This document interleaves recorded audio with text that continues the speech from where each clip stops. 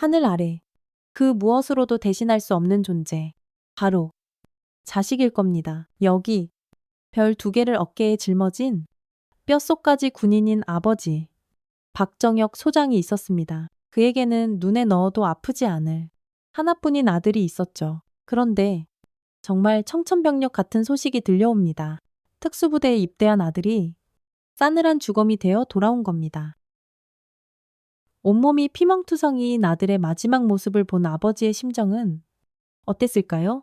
단순 사고가 아님을 직감한 순간 그의 가슴 속에서는 뜨거운 불길이 치솟았습니다. 아들의 억울한 죽음 뒤에 숨겨진 추악한 진실, 그리고 아들을 그렇게 만든 자들을 향한 한 아버지의 처절하고도 통쾌한 분노. 과연 이 아버지는 아들의 한을 풀어줄 수 있을까요? 그 충격적인 진실과 소름 돋는 복수의 과정이 지금 바로 시작됩니다. 그 전에 잠깐 구독과 좋아요 먼저 꼭 눌러주시면 복 받으실 거예요. 새벽 4시 반이면 어김없이 눈을 뜨는 박정혁 소장이었습니다. 창밖은 아직 한밤중처럼 짙은 어둠에 잠겨 있었지만 그의 하루는 이미 시작된 것이나 다름없었죠. 군복을 입고 허리를 꼿꼿이 펼 때마다 어깨 위에 별 두 개가 묵직한 책임감으로 다가왔습니다. 평생을 군에 몸담아 국가에 헌신해온 그였지만 그런 정혁에게도 세상 그 무엇과도 바꿀 수 없는 심장보다 더 귀한 존재가 있었으니 바로 외아들 박하늘이었습니다. 하늘이는 이름 그대로 하늘처럼 맑고 반듯하게 자라주어 정혁에게는 삶의 빛이자 유일한 약점이기도 했습니다. 아들 하늘이가 아직 작고 여린 손으로 제 아비의 군복 자락을 붙잡고 놓지 않던 시절이 있었습니다. 잦은 훈련과 비상 상황으로 집을 비우기 일쑤였던 정혁은 늘 아들에게 미안한 마음을 품고 살았죠. 하지만 하늘이는 단 한 번도 아버지를 원망하거나 투정을 부린 적이 없었습니다. 오히려 또래 아이들이 만화 주인공을 이야기할 때 우리 아버지가 최고로 멋있다며 자랑하고 다니던 속 깊은 녀석이었어요. 그런 아들이 훌쩍 자라 아버지의 길을 따르겠다며 그것도 가장 힘들다는 특수부대에 지원하겠다고 했을 때 정혁의 가슴은 뜨거운 무언가가 울컥 치밀어 오르면서도 한편으로는 철렁 내려앉았습니다. 그 길이 얼마나 고되고 위험한 길인지 수많은 부하들의 삶과 죽음을 지켜봐온 그로서는 누구보다 잘 알고 있었기 때문이었죠. 하늘아, 정말 괜찮겠느냐? 정혁은 아들의 두 어깨를 잡고 진심으로 물었습니다. 특수부대는 네가 상상하는 것 이상으로 힘들고 위험천만한 곳이다. 아비는 네가 조금 더 평탄한 길을 갔으면 하는 바람도 있구나. 그의 목소리에는 평소의 위험 대신 아버지로서의 간절한 걱정이 묻어났습니다. 하지만 하늘이는 그런 아버지의 눈을 피하지 않고 정면으로 마주보며 또렷하게 대답했죠. 아버지, 저도 각오하고 있습니다. 하지만 이겨내고 싶습니다. 아버지의 아들로서, 그리고 대한민국 군인으로서 제 자신에게 부끄럽지 않은 길을 가고 싶습니다. 그 단단하고 흔들림 없는 눈빛에서 정혁은 이미 아들의 결심을 꺾을 수 없음을 깨달았습니다. 마치 젊은 시절 자신이 군인의 길을 처음 선택했을 때의 모습을 보는 듯 했으니까요. 결국 아들의 고집을 꺾지 못하고 허락했지만 마음 한구석에는 마치 무거운 돌덩이 하나가 올려진 듯 불안함이 가시지 않았습니다.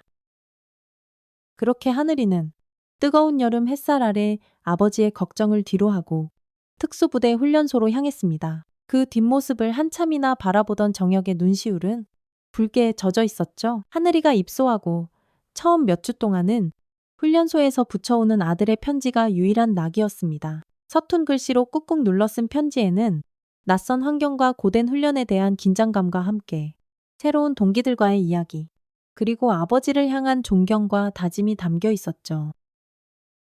아버지, 이곳 훈련은 상상 이상으로 힘듭니다. 하지만 매일 밤 아버지 얼굴을 떠올리며 힘을 냅니다. 꼭 수료해서 아버지께 늠름한 모습을 보여드리겠습니다. 정혁은 그 편지를 읽고 또 읽으며 아들의 씩씩함에 안도하면서도 여전히 마음을 놓을 수는 없었습니다. 괜스레 편지지에 얼룩이라도 져 있을까? 글씨가 떨리지는 않았을까? 노심초사하며 아들의 안위를 걱정하는 것은 어쩔 수 없는 아버지의 마음이었죠. 그런데 한 달이 지나갈 무렵부터 하늘이의 편지가 눈에 띄게 뜸해지기 시작했습니다. 처음에는 훈련 강도가 높아져 편지 쓸 시간조차 없는 것이겠거니 대수롭지 않게 넘기려 했어요. 하지만 이따금 도착하는 편지의 내용은 이전과는 사뭇 달랐습니다. 씩씩하던 아들의 목소리는 온데간데였고 문장마다 깊은 피로감과 알 수 없는 불안감이 배어 있었죠. 심지어 글씨체마저 전과 달리 심하게 흔들리고 있었습니다. 무슨 일이?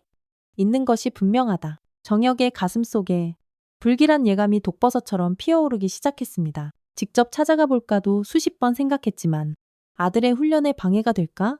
혹은 나약한 아버지로 비칠까 망설여졌습니다. 그저 강한 내 아들이니 잘 이겨낼 것이다 라고 스스로를 다독이며 애써 불안감을 억누를 뿐이었죠. 그러던 어느 날 오후 집무실에서 긴급 작전 회의를 주재하던 정혁에게 한 통의 전화가 걸려왔습니다. 발신지는 하늘이가 있는 부대였죠. 불길한 직감은 언제나 틀리는 법이 없었습니다. 수화기 너머로 떨리는 목소리가 전한 소식은 하늘이가 훈련 중 실신하여 현재 군병원으로 긴급 후송되었으며 상태가 매우 위중하다는 것이었습니다. 그 순간 정혁의 머릿속이 하얗게 비어버리는 듯 했습니다. 손에 들고 있던 작전 지휘봉이 바닥으로 쿵 떨어지는 소리가 아득하게 들려왔죠. 그는 떨리는 손으로 겨우 전화를 끊고 모든 일정을 취소한 채 미친 듯이 병원으로 차를 몰았습니다. 제발, 제발 아무 일도 없기를, 우리 하늘이가, 내 아들이, 제발 무사하기를. 가는 내내 그의 입술은 터질 듯 파르르 떨려 눈에서는 뜨거운 것이 멈추지 않고 흘러내렸습니다. 병원 응급실에 도착했을 때 정혁은 차마 믿고 싶지 않은 광경과 마주해야 했습니다. 하얀 시트 위에는 창백하게 식어버린 아들 하늘이가 누워 있었으니까요. 그렇게 건강하고 늠름했던 아들이 불과 몇 달 만에 싸늘한 주검으로 돌아올 줄이야. 누가 상상이나 했을까요? 하늘아, 하늘아 눈 좀 떠보거라. 아비가 왔다. 정혁은 아들의 차가운 몸을 부여잡고 절규했습니다. 하지만 아들은 아무런 대답도 하지 못했죠. 그의 외침은 텅 빈 복도에 메아리치다 허공으로 흩어졌습니다. 관계자들은 고개를 숙인 채 극심한 훈련으로 인한 탈진과 급성 심장마비가 사인이라고 설명했지만 정혁의 귀에는 그 어떤 말도 들리지 않았습니다. 그의 온 신경은 아들의 몸에 남겨진 끔찍한 흔적들에 쏠려 있었기 때문입니다. 아들의 군복을 조심스럽게 걷어 올렸을 때 정혁의 눈에 들어온 것은 차마 인간의 몸이라고 할 수 없을 만큼 처참한 모습이었습니다. 시퍼렇게 멍든 자국이 온몸을 뒤덮고 있었고 어떤 곳은 살같이 찢어져 피딱지가 앉아 있었으며 군화 발자국으로 보이는 상흔까지 선명했죠. 이것은 결코 정상적인 훈련 과정에서 생길 수 있는 상처가 아니었습니다. 명백한 구타와 가혹행위의 흔적이었어요. 정혁의 온몸이 분노로 부들부들 떨려왔습니다. 슬픔은 이미 분노로 변해 있었고 그 분노는 그의 심장을 갈기갈기 찢어놓는 듯 했습니다. 이게 대체 어찌된 일인가?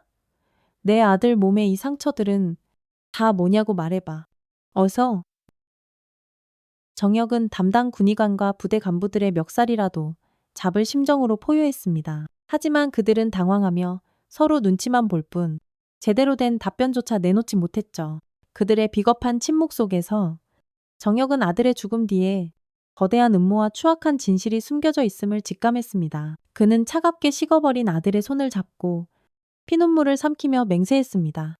하늘아, 이 아비가 반드시 네 억울함을 밝혀내마. 내 놈들을 이렇게 만든 놈들, 단 한 놈도 용서치 않을 것이다. 아들의 장례는 모든 것이 정지된 듯한 슬픔 속에서 치러졌습니다. 흙 한 줌을 아들의 관이에 뿌리며 정혁은 무너지는 가슴을 부여잡아야 했죠. 하지만 슬픔에만 잠겨있을 시간은 없었습니다. 그는 아들의 죽음에 얽힌 진실을 밝혀내기 위해 곧바로 움직이기 시작했습니다. 자신의 모든 지위와 권한, 그리고 지난 수십 년간 군에서 쌓아온 모든 인맥을 총동원하여 관련 자료를 수집하고 증언을 확보하려 했죠. 그러나 군이라는 조직의 벽은 생각보다 훨씬 높고 견고했습니다. 하늘이가 소속되었던 특수부대는 특히나 폐쇄적인 곳이었고 사건 관련자들은 마치 거대한 담합이라도 한 듯 입을 굳게 다물었습니다. 부대장은 형식적인 유감 표명과 함께 철저한 내부 조사를 약속했지만 그 조사는 지지부진하기만 했고 오히려 사건을 축소하고 은폐하려는 듯한 움직임마저 감지되었어요. 왜 대답을 못하는 겁니까? 그날 훈련장에서 무슨 일이 있었던 겁니까? 내 아들이 왜 그렇게 처참한 모습으로 죽어야 했냔 말입니다. 정혁은 매일같이 국방부와 아들의 소속 부대를 찾아다니며 진실을 요구했지만 돌아오는 것은 차가운 외면과 형식적인 답변뿐이었습니다. 심지어 일부 군고위 간부들은 이 소장, 자식 잃은 슬픔은 알겠지만 너무 일을 크게 벌이는 건 군 전체의 명예에 누가 될 수 있어? 조용히 처리하는 것이 어떻겠소라며 회유와 압박을 가해오기도 했습니다. 그들의 눈에는 한 젊은 병사의 억울한 죽음보다 조직의 안위가 더 중요했던 것이죠. 정혁은 치밀어 오르는 분노와 함께 깊은 절망감을 느껴야 했습니다. 거대한 권력 앞에서 한 개인의 힘은 너무나 미약하게 느껴졌으니까요.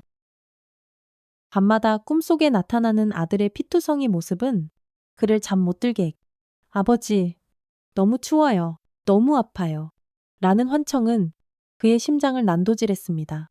그는 하루에도 몇 번씩 모든 것을 포기하고 싶다는 생각과 아들을 위해 싸워야 한다는 의지 사이에서 처절하게 갈등해야 했습니다. 하지만 정혁은 결코 쓰러질 수 없었습니다. 아들의 영정사진 속에 뗀 미소를 볼 때마다 그는 다시금 주먹을 불끈 쥐었죠. 하늘아, 미안하다. 이 못난 아비가 너무 늦었구나. 하지만 이제라도 내 억울함 반드시 이 아비 손으로 풀어주마. 그의 눈빛은 슬픔을 넘어선 냉철한 결의로 가득 차기 시작했습니다. 아들을 잃은 아버지의 분노는 그 어떤 강철보다 단단했고 그 어떤 불꽃보다 뜨거웠습니다. 절망의 늪에서 허우적거리던 정혁에게 한 줄기 빛이 비추기 시작한 것은 하늘이의 사식구제가 막 지난 어느 날이었습니다. 떨리는 목소리로 걸려온 한 통의 익명 전화. 자신을 하늘이와 함께 훈련받았던 동기라고 밝힌 그는 양심의 가책을 더 이상 견딜 수 없다며 모든 진실을 털어놓겠다고 했습니다. 그의 이름은 최지훈 일병이었죠. 지훈은 극도의 불안감 속에서도 당시 상황을 용기 내어 증언하기 시작했습니다. 그의 입에서 나온 이야기는 정혁이 어렴풋이 짐작했던 것보다 훨씬 더 참혹하고 악랄했습니다. 하늘이는 훈련 기간 내내 조태호라는 악질 교관과 그를 따르는 몇몇 하수인들에게 표적처럼 찍혀 상상을 초월하는 가혹행위에 시달렸다는 겁니다. 조태호 중사는 부대 내에서도 사이코패스로 불릴 만큼 잔인하고 변태적인 괴롭힘을 일삼는 자였으며 특히 강직하고 불의를 참지 못하는 성격의 하늘이를 눈엣 가시처럼 여겨 유독 심하게 괴롭혔다고 했습니다. 하늘이 형은 정말 하루도 편할 날이 없었습니다. 조 중사는 하늘이 형이 조금이라도 반항하는 기색을 보이거나 자기 말에 토를 단다고 생각하면 인정사정 없이 폭력을 휘둘렀습니다. 잠을 재우지 않는 것은 기본이었고 밥에 몰래 흙을 뿌려 넣거나 한겨울에 찬물을 끼얹고 밤새도록 밖에 세워두는 일도 다반사였습니다. 저희는 그 모든 것을 지켜보면서도 아무것도 할 수 없었습니다. 조중사의 보복이 두려워서 그 누구도 감히 나서지 못했습니다. 정말 죄송합니다. 소장님. 지훈은 흐느끼며 말을 잇지 못했습니다. 그의 목소리에는 깊은 공포와 함께 스스로에 대한 자책감이 묻어났죠.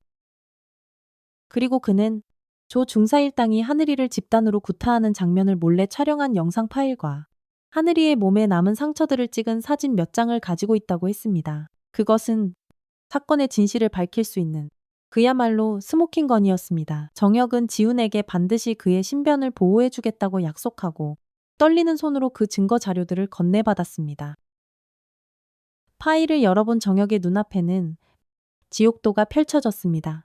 어두컴컴한 창고 안 조태호 중사와 그의 패거리들은 하늘이를 둘러싸고 낄낄거리며 발길질을 하고 있었고 하늘이는 피를 토하면서도 끝까지 눈을 부릅뜨고 그들을 노려보고 있었습니다. 영상은 하늘이가 결국 의식을 잃고 쓰러지는 장면으로 끝이 났고 그 옆에서는 교관들이 담배를 피우며 아무 일 없다는 듯 히히덕거리는 소름 끼치는 소리까지 녹음되어 있었죠. 으아, 정혁은 모니터를 향해 주먹을 날렸습니다. 이 짐승만도 못한 놈들, 내 아들한테 어떻게 이런 짓을 절대로 용서하지 않겠다. 그의 사무실에는 짐승의 울부짖음과도 같은 절규가 울려 퍼졌습니다. 정혁은 더 이상 한순간도 지체할 수 없다고 판단했습니다. 그는 즉시 군검찰에 박하늘 훈련병 사망 사건에 대한 공식적인 재수사를 강력히 요청했고, 최지훈 일병이 목숨을 걸고 제공한 영상과 사진들을 결정적인 증거로 제출했습니다. 동시에 그는 자신이 가진 모든 것을 걸고 이 사건을 언론에 알리기로 결심했습니다. 군 내부의 자정 능력만으로는 이 거대한 악을 뿌리 뽑을 수 없다는 것을 깨달았기 때문이었죠. 아들의 억울한 죽음을 세상에 공론화시켜 다시는 이런 비극이 이 땅에 되풀이되지 않도록 만들어야 한다는 절박함이 그의 모든 행동을 이끌었습니다. 군 수뇌부의 엄청난 반발과 회유, 심지어 협박까지 이어졌습니다. 하지만 그는 눈 하나 깜짝하지 않았습니다. 이미 모든 것을 잃은 아버지에게 두려움이란 존재하지 않았으니까요. 언론 보도가 시작되자 대한민국은 그야말로 발칵 뒤집혔습니다. 별 2개를 단 장군의 아들이 군대 내 가혹행위로 사망했다는 사실, 그리고 그 끔찍한 증거 영상은 온 국민을 경악과 분노에 빠뜨리기에 충분했습니다. 이것이 과연 21세기 대한민국 군대의 모습인가? 내 아들도 군대 보냈는데 밤에 잠이 안 온다. 살인마 교관들을 당장 사형시켜라. 국민들의 분노는 하늘을 찔렀고 국방부 홈페이지는 항의글로 마비될 지경이었습니다. 청와대 국민청원 게시판에는 가해자들의 엄벌과 군 개혁을 요구하는 청원이 순식간에 수십만 명의 동의를 얻었. 여론의 엄청난 압박에 결국 국방부 장관이 직접 대국민 사과를 하고 특별수사본부를 구성하여 한 점 의혹 없이 철저하게 진상을 규명하겠다고 발표하기에 이르렀습니다. 상황은 이제 걷잡을 수 없이 커졌고 그 누구도 이 사건을 함부로 덮거나 왜곡할 수 없게 된 것입니다. 특별수사본부의 재수사는 이전과는 비교할 수 없을 정도로 신속하고 강도 높게 진행되었습니다. 정혁이 제출한 명백한 증거들과 최지훈 일병의 용기 있는 증언 앞에서 조태호 중사를 비롯한 가해 교관들은 더 이상 빠져나갈 구멍이 없었습니다. 초기에는 기억나지 않는다. 정상적인 훈련 과정이었다라며 혐의를 완강히 부인하던 그들이었지만 속속 드러나는 추가 증거들과 다른 목격자들의 증언이 이어지자 그들의 파렴치한 거짓말은 산산조각 나기 시작했습니다. 특히 조태호 중사는 과거에도 수차례 비슷한 가혹행위를 저질렀으나 교묘하게 법망을 빠져나가거나 솜방망이 처벌에 그쳤던 사실까지 드러나면서 국민들의 분노는 극에 달했습니다.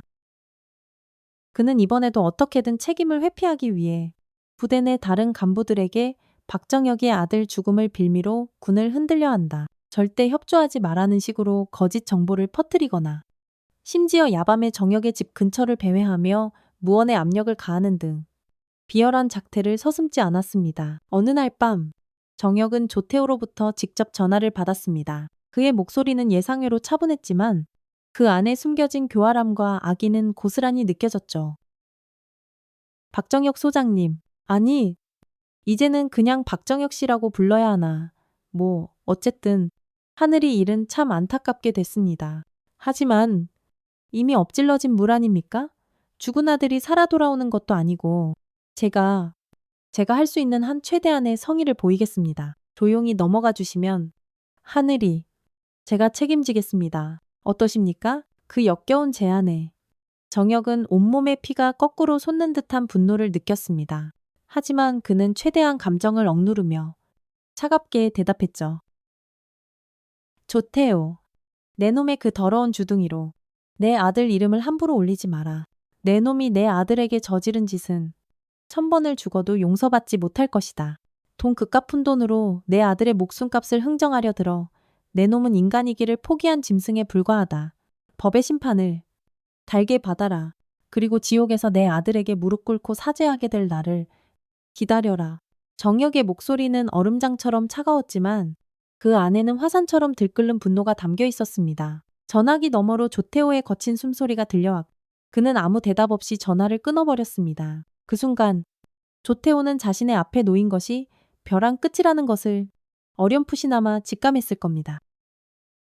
길고 지루했던 수사와 지리멸렬한 공방 끝에 드디어 최후 심판의 날이 밝았습니다. 군사법정은 이른 아침부터 방청객들과 취재진들로 가득 차 발 디딜 틈조차 없었죠. 피고인석에는 초췌한 모습의 조태호 중사와 그의 공범들이 나란히 고개를 숙인 채 앉아 있었습니다. 그들의 얼굴에서는 과거의 오만함과 잔혹함은 찾아볼 수 없었고 오직 패배자의 불안과 초조함만이 역력했죠. 방청석 가장 앞자리 정혁은 아들 하늘이의 영정사진을 품에 안고 굳은 표정으로 그들을 응시하고 있었습니다. 그의 눈빛은 수많은 밤을 지새우며 흘렸을 눈물 때문인지 붉게 충혈되어 있었지만 그 안에는 한치의 흔들림도 없는 강인한 의지가 서려 있었습니다. 재판장이 낮은 목소리로 판결문을 읽어 내려가기 시작했습니다. 법정 안의 모든 소리가 멎은 듯 숨막히는 정적만이 감돌았죠. 피고인 조태호, 군형법상 직권남용, 가혹행위 및 폭행치사 등의 혐의가 모두 인정되는 바 이에 징역 30년을 선고한다. 재판장의 선고가 떨어지는 순간 조태호는 마치 실성한 사람처럼 자리에서 벌떡 일어나 알아들을 수 없는 괴성을 질러대기 시작했습니다. 아니야, 내가 안 그랬어. 이건 음모야, 박정혁. 내 놈이 다 꾸민 짓이지 나 혼자 죽을 순 없어. 그는 발악하며 정혁을 향해 손가락질했지만 곧바로 법정 경위들에게 제압되어 질질 끌려나갔습니다. 그의 추하고 비참한 마지막 모습은 그가 저지른 죄악의 무게를 고스란히 보여주는 듯했죠. 나머지 공범들에게도 각각 10년에서 20년에 이르는 중형이 선고되었습니다. 법정 안은 순간적인 정적 후 방청석 곳곳에서 낮은 흐느낌과 함께 정의는 살아있다는 외침이 터져나왔습니다. 모든 것이 끝난 순간 정혁은 품에 안고 있던 아들의 영정사진을 가만히 내려다보았습니다. 사진 속 하늘이는 여전히 해맑게 웃고 있었죠. 정혁의 눈가에서 뜨거운 눈물 한 방울이 아들의 얼굴 위로 뚝 떨어졌습니다. 그것은 슬픔의 눈물만은 아니었습니다. 아들의 억울한 죽음 앞에서 무력했던 아버지로서의 죄책감을 조금이나마 덜 수 있게 되었다는 안도감. 길고 험난했던 싸움이 마침내 끝났다는 허탈감이 뒤섞인 아주 복잡한 눈물이었죠. 그는 아들의 사진을 가슴에 더욱 꼭 끌어안으며 속삭였습니다. 하늘아, 봤지 아빠가 해냈다. 이제 하늘에서 편히 쉬렴. 부디 그곳에서는 아프지 말고 슬퍼하지 말고 행복해야 한다. 그의 어깨는 가늘게 떨리고 있었지만 더 이상 나약한 모습은 아니었습니다. 그 사건은 대한민국 군 전체에 엄청난 파장을 몰고 왔습니다. 국방부는 대대적인 조직 개편과 함께 병역 문화 개선을 위한 혁신안을 발표했고 가혹행위와 부조리 근절을 위한 강력한 시스템이 마련되기 시작했습니다. 하늘이의 안타까운 희생이 헛되지 않고 더 나은 미래를 위한 밑거름이 된 것이죠. 정혁은 군복을 벗었습니다. 더 이상 별을 단 장군은 아니었지만 그는 아들 박하늘의 이름을 딴 인권재단을 설립하여 군 복무 중 부당한 피해를 입거나 억울하게 목숨을 잃은 병사들과 그 가족들을 돕는 일에 남은 생을 바치기로 했습니다. 그것이 하늘에 있는 아들에게 조금이나마 떳떳한 아버지가 되는 길이라고 믿었기 때문입니다. 몇 해가 지난 어느 봄날, 정혁은 하늘이가 잠들어 있는 국립묘지를 찾았습니다. 따스한 햇살 아래 아들의 묘비 앞에는 어느새 이름 모를 들꽃들이 소담하게 피어 있었죠. 정혁은 준비해간 하얀 국화한 다발을 헌화하고 한참 동안 아들의 묘비를 어루만졌습니다. 그의 입가에는 희미하지만 따뜻한 미소가 걸려 있었어요. 하늘아, 잘 지내고 있느냐? 네가 떠난 빈자리는 여전히 크고 허전하지만 아빠는 내 몫까지 열심히 살아가고 있단다. 네가 뿌린 씨앗들이 이제 조금씩 싹을 틔우고 있는 것 같아. 하늘에서도 늘 지켜봐 주렴. 사랑한다. 내 아들. 그는 나지막이 속삭이며 하늘을 올려다보았습니다. 파란 하늘 위로 마치 하늘이의 웃는 얼굴 같은 뭉게구름이 평화롭게 떠 있었습니다. 한 사람의 억울한 죽음이 다시는 반복되지 않기를 바라는 마음, 자식을 가슴에 묻는 슬픔을 그 누구도 겪지 않기를 바라는 마음은 우리 모두의 염원일 겁니다. 이 이야기가 지금 이 순간에도 보이지 않는 곳에서 고통받고 있을지 모를 이들에게 작은 용기와 위로가 되기를, 그리고 우리 사회가 한 걸음 더 성숙해지는 계기가 되기를 진심으로 바라봅니다. 혹시 여러분 주변에도 이런 안타까운 사연이 있다면, 혹은 불의에 맞서 싸우는 누군가에게 힘을 보태고 싶다면 주저하지 말고 그 목소리에 귀 기울여 주십시오. 작은 관심과 연대가 세상을 바꾸는 큰 힘이 될 수 있다는 것을 잊지 않았으면 좋겠습니다. 이 땅의 모든 아들, 딸들이 안전하고 행복한 세상에서 살아갈 수 있기를 간절히 기도합니다. 오늘의 사연 어떻게 들으셨나요? 여러분이 원하는 결말을 댓글로 남겨주시면 제작에 참고하겠습니다. 지금까지 구독자분들과 함께 결말을 만드는 채널 노후의 명작이었습니다.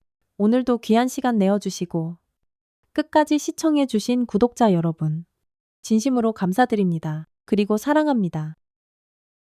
다음 영상을 누르시기 전에 잠깐 구독과 좋아요 먼저 꼭 눌러주시면 부자 되실 거예요.